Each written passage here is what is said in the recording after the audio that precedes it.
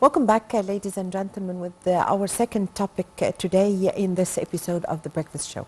Now we are discussing the national unity in Egypt among Egyptians, the Muslims and the Christians, as the whole citizens, Muslims and Christians, are fasting in the same time.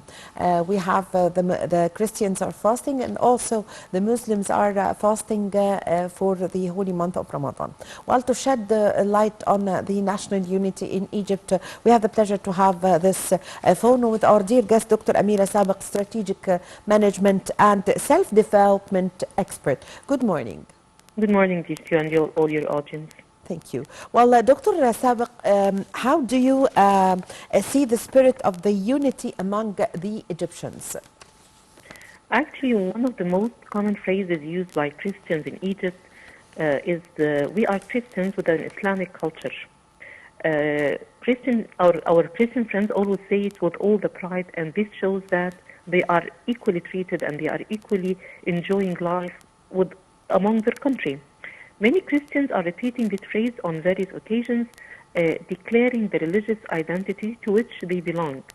And at the same time, they feel proud and appreciative of the Islamic culture in which they live.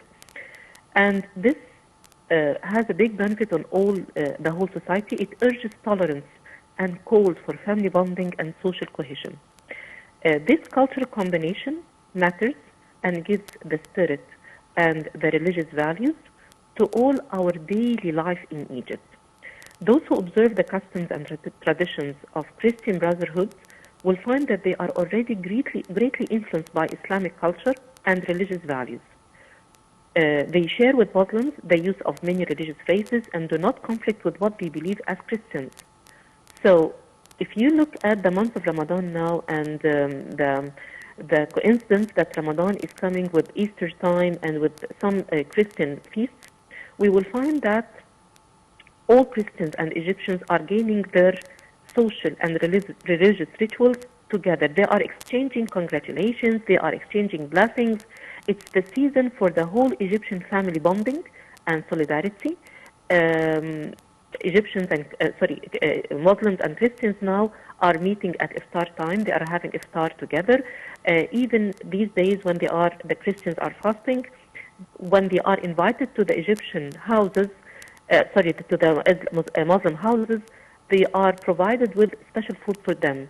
So the Muslims are keen to have their Christian friends with them in their banquets, and the Christian people are very much keen to be with the Muslims enjoying their iftar.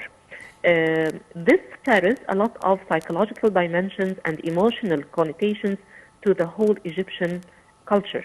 Yes. It gives amazing feelings for all of them during the whole year, actually, not just the holy months of Ramadan or the Christian festivals.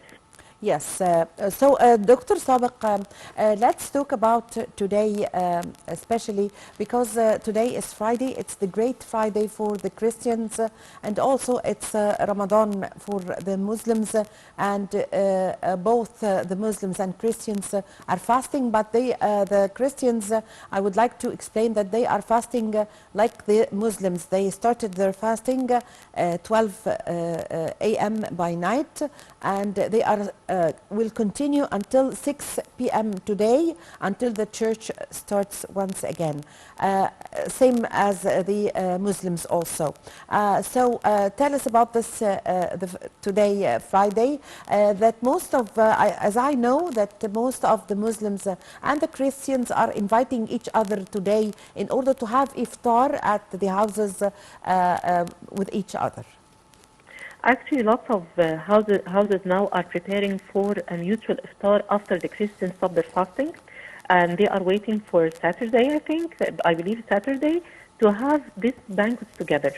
I know lots of houses are having on Saturday and Sunday coming lots of iftar time for both of them. The Egypt's national unity, it's a product of common religion and common language and common culture and common psychology. And this adds a lot to the spiritual life of our Muslims and Christians. Look at your friends now. You will find most of them are preparing to have iftar together next Saturday or Sunday or Monday. Most of them are preparing how they are preparing for the feast together. Muslims and Christians are filling the stores to buy clothes for both feasts. Kids are arranging, whether Muslims and Christians, they are both arranging how to travel together in the coming period because they are celebrating both feasts. So it added to the unity, it added to the understanding. Now we are all fasting, so we are all in the same boat. We all feel, we all have the same feeling. We all have the sense of spirituality and that we all belong to one God. We all belong to the same rituals. We all have the same way of thinking. It can be difference of names, it can be difference of details, but the core is one, the heart is one, the soul is one. The combination in the society we add to each other. So actually, this unity has gave a special taste and flavor to the Egyptian community. Yes, so Dr. Sabek, do you think that this is a result, this brotherly feeling that we have between each other nowadays, is this a result of the gains and the pillars of the establishment of a state of national unity and citizenship in Egypt, as well as the establishment of equality principles? We can never deny that President Abdel Fattah el-Sisi has made promoting greater religious tolerance and strengthening unity among Egyptians and making it a cornerstone of his agenda starting from 2014. For example, we can remember that in 2015, the president made history when he became the first Egyptian head of state to attend Christmas Mass at St. Mark Coptic Orthodox Cathedral in Cairo. Abdel Fattah el-Sisi in 2016, if I remember, he was attending the Christmas Mass again at the same location, and he vowed to rebuild and restore all churches that had been damaged by acts of terrorism on 56 churches and other Christian properties by the operatives of the Muslim Brotherhood in summer 2015.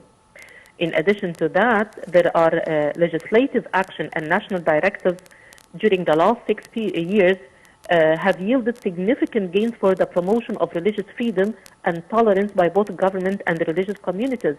So definitely, yes, it comes from top to down, and actually the Egyptian government has exerted a lot of effort to give every citizen on its land its rights, freedom of religion, respecting diversity in Egypt, which has become now a big slogan for the Egyptian community. Yes, I thank very much for your time. Thank you for your valuable information. Dr. Amira Sabek, the strategic management and self-development expert. Thank you very much for joining us over the phone. With this, my dear viewers, we come to the end of this episode of our program, The Breakfast Show. My name is Amal Mukhtar. Thank you for watching.